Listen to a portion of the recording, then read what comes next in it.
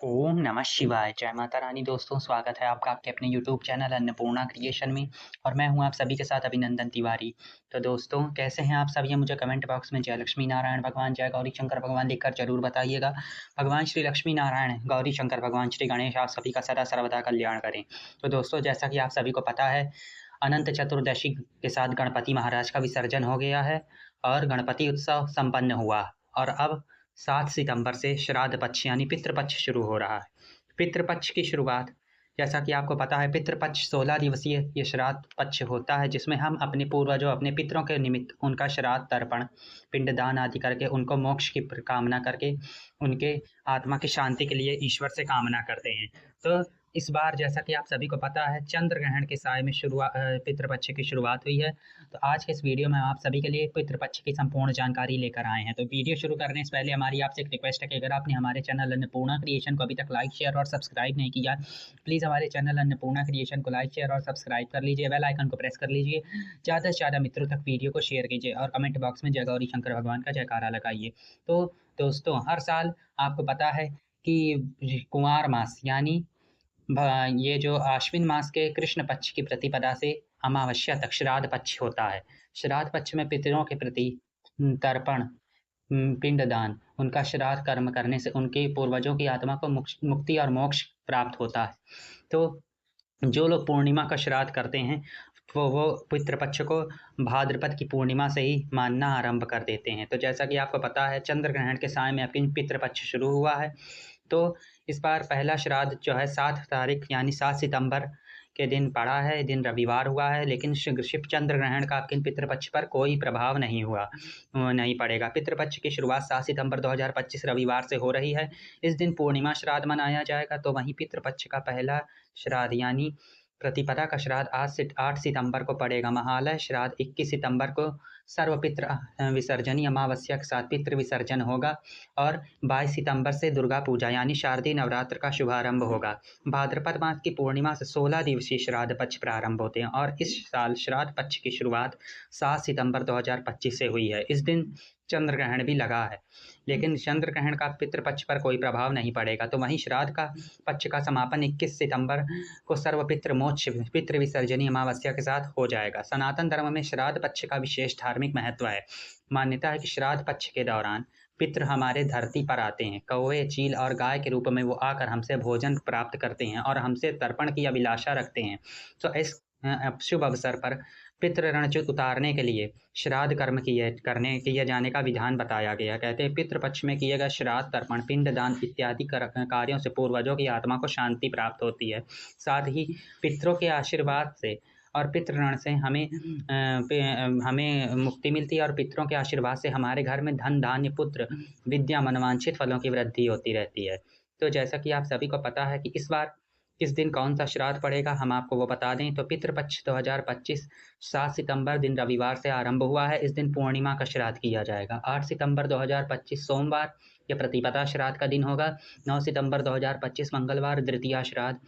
10 सितंबर बुधवार तृतीया श्राद्ध और 10 सितंबर बुधवार को ही चतुर्थी का श्राद्ध भी होगा, यानी तृतीया और चतुर्थी दोनों श्राद्ध एक ही दिन करे जाएंगे। 11 सितंबर गुरुवार पंचमी का श्राद्ध। 12 सितंबर शुक्रवार षष्ठी का श्राद्ध। 13 सितंबर शनिवार सप्तमी का श्राद्ध। 14 सितंबर रविवार अष्टमी का श्राद्ध। 15 सितंबर सोमवार नवमी यानी मातृ नवमी का श्राद्ध। इस दिन जितनी भी विधवा, सुहागन, जितनी भी स्त्रियों की मृत्यु हुई होती है, उनका सभी का नवमी के दिन, मातृ नवमी के दिन उन सभी स्त्रियों का श्राद्ध किया जाता है। इसे मातृ नवमी कई नामों से जाना जाता है। तो इस दिन जितनी भी सुहागन स्त्रियां अथवा विधवा स्त्रियां, जितनी भी स्त्रियों की मृत्यु हुई होती है, उन सभी का इस दिन श्राद्ध किया जाता है। 16 सितंबर मंगलवार दशमी श्राद्ध। 17 सितंबर बुधवार एकादशी श्राद्ध। 18 सितंबर 2025 गुरुवार द्वादशी का श्राद्ध। 19 सितंबर शुक्रवार त्रयोदशी का श्राद्ध। 20 सितंबर शनिवार चतुर्दशी का श्राद्ध। 21 सितंबर 2025 सर्वपितृ विसर्जनी मोक्षदायिनी अमावस्या यानी सर्वपितृ अमावस्या, अज्ञात तिथियों वाले और भूले भटके सभी पितरों का श्राद्ध अमावस्या के दिन हो जाएगा और अमावस्या श्राद्ध के साथ ही पितृ विसर्जन हो जाएगा। धार्मिक मान्यताओं के अनुसार श्राद्ध या तर्पण दोपहर 12 बजे के बाद करने का अनुरूप फल प्राप्त होता है। इसके अलावा दिन में कुतुब और रोहिणी मुहूर्त में श्राद्ध कर्म के लिए सबसे शुभ माने जाते हैं। श्राद्ध करने के लिए किसी योग्य ब्राह्मण को घर बुलवाकर मंत्रों का उच्चारण करें और पूजा के बाद जल से तर्पण करें। इसके बाद गाय, कुत्ते और कौवे के लिए भोजन निकालें। इन जीवों को भोजन देते समय अपने पितरों का स्मरण जरूर करें। पितृपक्ष में तर्पण का विशेष महत्व है, तो तर्पण को आप तुलसी जी अथवा पीपल की जड़ में करना सबसे शुभ और उत्तम माना जाता है। तर्पण के लिए पितरों के पानी पिलाने की प्रक्रिया को तर्पण कहा जाता है। इस तर्पण करने का सबसे अच्छा समय अपराह्न यानी 12 बजे से 3 बजे का मध्य का माना जाता है। तर्पण करने के लिए पीतल या फिर स्टील का परात लें, उसमें शुद्ध जल लें और 1 लोटे में शुद्ध जल डालें, गंगा जल डालें, थोड़े काले तिल, थोड़े से जौ, अगर जौ ना हो तो आप गेहूं भी मिला सकते हैं, थोड़ा सा दूध और अक्षत और पुष्प डालें और इस परात को अपने सामने रखें और एक अन्य खाली पात्र में पास में रखें। फिर अपने दोनों हाथों और अंगूठों की तर्जनी उंगली के बीच में दूर्वा या कुशा घास को लेकर अंजलि बना लें और यानी दोनों हाथों को मिलाकर उसमें जल भर लें। इसके बाद अंजलि में भरा हुआ जल दूसरे खाली पात्र में डालें। जल डालते समय अपने प्रत्येक पितृ के लिए कम से कम 3 बार अंजलि से तर्पण करें और उनका नाम और गोत्र बोलें। पितृपक्ष में घर पर कैसे करें श्राद्ध? श्राद्ध वाले दिन सुबह उठकर स्नान आदि कर लें। इसके बाद घर की साफ सफाई करें और घर में गंगा जल छिड़कें। इसके बाद दक्षिण दिशा की ओर मुँह करके बाएं पैर पर मोड़कर बाएं घुटने को जमीन पर टिकाकर बैठ जाएं। फिर तांबे या चौड़ा बर्तन ले, उसमें काले तिल, गाय का कच्चा दूध, गंगा जल, पानी डालें। फिर जल को दोनों हाथों में भरकर सीधे हाथ के अंगूठे से बर्तन में गिराएं और इस दौरान अपने पितरों का स्मरण करें। पितरों के लिए भोजन तैयार करें। शुद्ध साफ सात्विक भोजन यानी बिना प्याज लहसुन का शुद्ध सात्विक भोजन करने के बाद श्राद्ध के लिए ब्राह्मण को घर बुलाएं और ब्राह्मण ब्राह्मणी को सच्चे मन से उन्हें भोजन कराएं और उनको दान दक्षिणा और योग्य सुंदर वस्त्र आभूषण देकर उनके पैर धोएं और उनको भोजन कराएं। और श्राद्ध पक्ष में पितरों के निमित्त अग्नि में गाय के दूध से बनी खीर अवश्य अर्पित करें। इससे पितृ अत्यंत प्रसन्न होते हैं। इस बात का विशेष ध्यान रखें कि ब्राह्मण को भोजन कराने से पहले पंचबली यानी गाय, कुत्ते, कौवे, देवता, चींटी के लिए भोजन अवश्य निकालें। यह महत्वपूर्ण जानकारी से है और इस तरह से श्राद्ध करने से पितृ प्रसन्न होते हैं। भोजन के बाद ब्राह्मणों को दान दें और उनका आशीर्वाद लें और उसके बाद स्वयं भोजन करें। और मातृ नवमी का श्राद्ध कब है और क्यों है? तो मातृ नवमी का श्राद्ध जैसा कि आप सभी को हमने बता दिया, इस बार नवमी का श्राद्ध हमारा 15 सितंबर दिन सोमवार को पड़ेगा। तो कहते हैं मातृ नवमी के दिन जितनी भी बूढ़ी स्त्रियां अथवा जो भी सुहागन स्त्रियां हैं, जो नई उम्र में जिनकी मृत्यु हुई है, सुहागन रहते हुए मृत्यु हुई है और जिनकी विधवा रूप में मृत्यु हुई है, उन सभी का श्राद्ध मातृ नवमी के दिन कर दिया जाता है। तो श्राद्ध करने का सबसे उत्तम दिन ये है कि मतलब उत्तम कार्य ये नियम बताते हैं हमारे धर्म शास्त्र पुराण बखानते हैं कि पुत्र पक्ष के दिन सुबह सूर्योदय से पहले उठकर स्नान कर लें, फिर हाथ में अक्षत पुष्प लेकर पितरों का आवाहन करें। पितरों का आह्वान आपको घर के अंदर नहीं करना, घर के बाहर ही पितरों का आवाहन करना, क्योंकि पितरों की पूजा घर के अंदर नहीं की जाती। घर के बाहर देहरी में जो स्त्रियां होती हैं घर की, वो शुद्ध साफ अच्छे से लीप लें दोनों तरफ और द्वार को पितृपक्ष के दौरान स्वच्छ रखना चाहिए। वैसे हम आपको हमेशा बताते हैं किसी भी पूजा में द्वार पर गंदगी नहीं रखनी चाहिए, ना ही जूते चप्पल झाड़ू नहीं रखनी चाहिए, लेकिन पितृपक्ष के दौरान हमें घर की साफ सफाई का विशेष रूप से ध्यान रखना चाहिए। द्वार को साफ रखें। द्वार के दोनों तरफ गाय के गोबर से लीप लें। अगर गोबर ना हो तो आप पानी से लीप कर वहाँ पर पुष्प छिड़क दें और पितृ देवता का आवाहन करें कि हे पितृ देवता, हम आपका आवाहन करते हैं, हमारा नाम गोत्र, हम आपके पूरे श्राद्ध पक्ष के दौरान आपको तर्पण और जल आदि प्रदान करेंगे और मध्याह्न में आपको हम भोजन भी देंगे। इस तरह से हम जब पितरों का आवाहन कर देते हैं वो हमारा राह देखते रहते हैं, यानी आसपास के पीपल वृक्ष, नीम वृक्ष या छत के ऊपर वह रहते हैं और हम भोजन का इंतजार करते हैं। जब मध्याह्न में आपको उनको भोजन देना होता है और जब मतलब दोपहर का समय हो, आप नहा धो के शुद्ध सात्विक भोजन तैयार कर लें और उस भोजन को घर के अगल बगल जहाँ पे आपने पितरों का आवाहन किया देहरी लेप कर वहाँ पर पत्तों के ऊपर भोजन रखकर और कुछ पुष्प लेकर जल से आचमनी करके उनको भोग लगा दें और उसके बाद 1 रोटी कुत्ते को, 1 रोटी गाय को, 1 रोटी कौवे को जरूर खिलाएं। श्राद्ध पक्ष के पूरे 16 दिवस तक हमें कुत्ते, गाय और कौवे को रोटी जरूर देना चाहिए।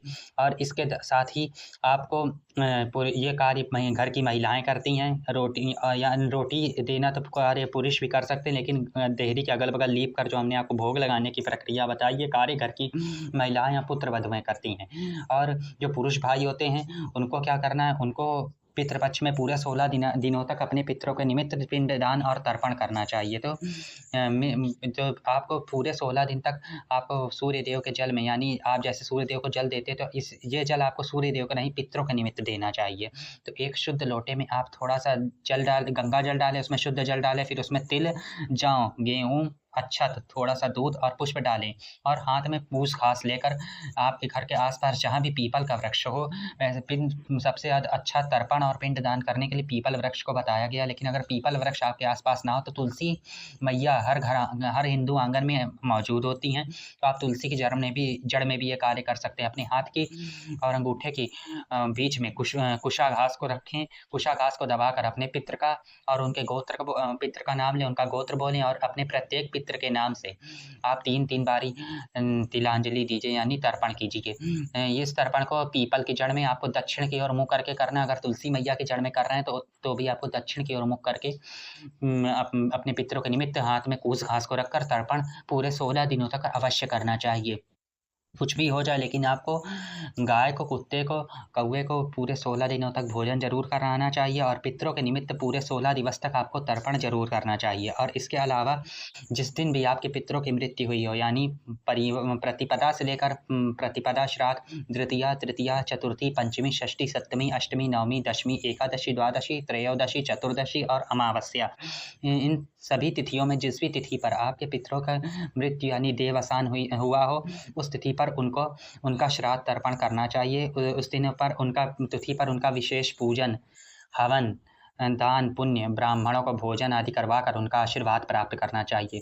और यानी कि जिस दिन भी आपके पितरों का श्राद्ध हो, यानी मान लीजिए आपके पितरों की मृत्यु एकादशी के दिन हुई है, तो आपको एकादशी के दिन सुबह जल्दी स्नान आदि करके, जैसे आप प्रतिदिन देहरी को लीपती हैं, घर की पुत्र वधुएं उसमें जल छिड़कती हैं, पुष्प रखती हैं, उनको भोजन रखती हैं, उसी तरह से आप करेंगे। और जो पुरुष भाई जो प्रतिदिन तर्पण करते हैं वो तर्पण भी करेंगे उसी तरह से जैसे रोज करते आए हैं। और इसके साथ ही आप घर में शुद्ध सात्विक भोजन बनाएं। जो भी पितृ आपके खाने में पसंद करते थे, उनको जो भी खाने में पसंद था उनके पसंद के अनुसार भोजन में शामिल करिए चीज़ें। बस इसमें मांसाहार और तामसिक भोजन शामिल नहीं होना चाहिए। शुद्ध सात्विक बिना प्याज लहसुन का भोजन बनाएं और घर पे बुलाकर योग्य ब्राह्मण ब्राह्मणी को भोजन करवाइए, उनको दान दक्षिणा दीजिए, वस्त्र आभूषण देकर उनके चरण स्पर्श करिए। ब्राह्मणों को भोजन कराने के बाद 1 रोटी कौवे को, 1 रोटी गाय को और 1 रोटी कुत्ते को खिलाएं और उसके बाद पितरों का आशीर्वाद प्राप्त करें और उनसे अपने घर के मंगल और सुख समृद्धि धन धान्य की कामना करें। पितरों का इस तरह से पितरों का श्राद्ध करके, उनके मृत्यु की तिथि पर उनका श्राद्ध करके उनका आशीर्वाद हमें अवश्य प्राप्त करना चाहिए। उनके मृत्यु की तिथि पर जब हम उनका श्रद्धा भाव से श्राद्ध करते हैं, इससे वह पितृ देवता अत्यंत प्रसन्न होते हैं, हमारे घर में अन्न धन सुख समृद्धि का आशीर्वाद प्रदान करते हैं। इसके साथ ही जो भी सुहागन स्त्रियां होती हैं, जैसा कि जो सुहागन रहते हुए इस संसार से परलोक सिधारती हैं, ऐसा बहुत ही शुभ माना जाता है। उनका मातृ नवमी के दिन श्राद्ध किया जाता है। वैसे तो मातृ नवमी के दिन विधवा स्त्रियां और जितनी भी इस तरह के संसार की स्त्रियों का देहावसान हुआ होता है, किसी भी तिथि को हुआ, उनका नवमी के दिन ही श्राद्ध करना सर्वश्रेष्ठ बताया गया। नवमी तिथि स्त्रियों के श्राद्ध के लिए सर्वोच्च मानी गई है।